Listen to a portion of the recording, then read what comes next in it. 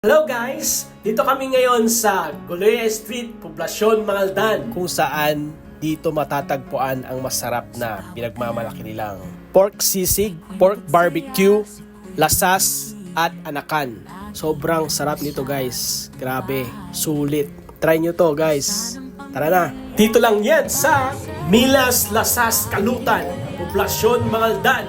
Pwede kayong kumain, uminom at mag-chill kasama ang barkada o pamilya. Dalawa lang kaming kakain nito guys. Sobrang takaw ng kasama ko.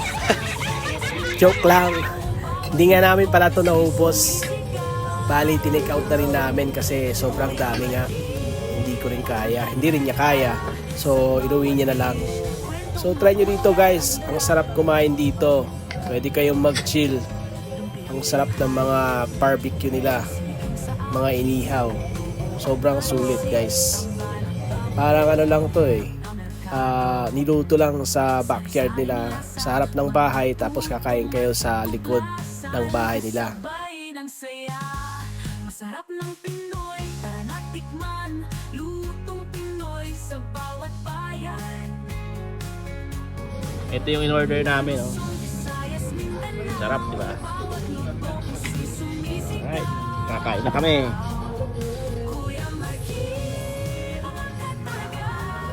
Ganyan lang guys, oh. Nasa harap yung grill, tapos kakain kayo sa likod. Ito yung barbecue nila, oh. Sarap niyan. Ito naman yung lasas, yung nasa left. Ito, lasas yan. Yun naman yung anakan, yung nasa left. Hindi na pala kami nag-order ng sisig guys, so hindi ko na ipakita rito. Kaya kayo na lang yung dumiscovery doon sa pinagmamalaki nilang pork sisig. Kasama ko nga pala pinsan ko. So ito nga pala yung Milas Lasas Kalutan dito sa Goloya Street, Poblacion, Mangaldan. So yun lang guys. Bye!